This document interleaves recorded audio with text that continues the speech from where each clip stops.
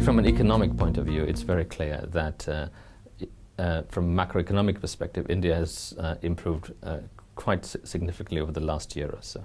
So from an economic forecast point of view, our view is that post the rebound, the 2015 forecast is seen by us at about 7.5% growth, followed by about 7.9% in 2016. So the trajectory is good. India is, of course, also bringing in some reforms around goods and services tax, on its subsidies and financial inclusion programs. And we think that potentially could have a transformational effect in giving a boost to the economic environment. Having said that, on the other side, we're seeing clearly the global situation is a bit more sort of trickier today than it was a few months ago. So that could have the effect of impacting India to some degree and therefore slowing it down. But on the whole, if you were to ask on a 5-year view, our view is that it should be positive, and certainly we would expect growth to be in excess of 6% over the medium term. I think from a UK point of view, I mean, growth of in excess of 6% is still very high. With growth in other countries sort of not as spectacular as it used to be, the European situation and so on, we continuously see that people are wanting to take advantage of the Indian economy, its growth, and participate there. So to my mind, that's not going to distract from UK companies wanting to invest in India and look to invest in the foreseeable future. The opportunities are there, and new opportunities are emerging all the time as policy changes come through.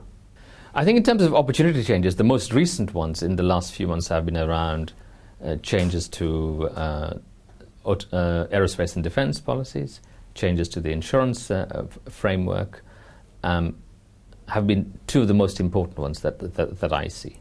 There have been also significant sort of investment plans around infrastructure. So from a UK perspective, we're seeing sort of a more active interest in those two new sectors that are opening up of late. So the financial services sector is going to be more sort of interested in that space, certainly in the foreseeable future. And we've already seen a number of companies who have joint ventures in India making announcements to increase their stakes in the local joint ventures to a much higher level than they are now. For example, if you take insurance, the requirement was a maximum permitted shareholding of 26%. That's now gone up to give you as high as 49%. That means British companies, indeed other European ones too, can participate to a greater extent now in India, bringing the new products in, new ideas in, and participating in the significant growth that is likely to occur in that sector going forward. So we're also seeing brokerage companies and others looking at India more so. So I think that sector has been there for the last 10-15 years, but in a modest way. But they're now increasingly looking to do more in the country and bring their expertise onto the table. What we've seen in terms of British investment is clearly British investment has largely been focused around 9 of the 29 states. So places like Delhi, Maharashtra, Gujarat, West Bengal, Tamil Nadu, Karnataka, etc. And there have been a number of reasons for that. One has been people want to dip their toe into India, but don't want to go national immediately. So they've located themselves in the major cities to get a feel for India, its markets, and then use that as a springboard to go elsewhere. But historically, so that's where the large part of the investment is concentrated on. You see a lot of companies now also moving into tier 2 cities to do other stuff. But of course, India is bringing in GST, or goods and services tax, and we think as a firm that that will mean that India will be more unified going forward than it has hitherto been.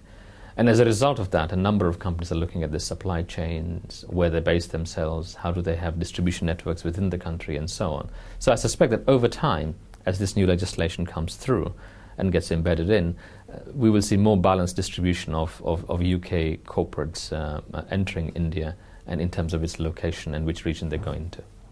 I think each of the states is clearly trying to make themselves more and more attractive in terms of location. You will have seen that we get regular visits from a variety of sort of regions and states and their ministers coming to the UK, talking about the opportunities that are available in sort of their regions and what they can do to help British companies go there.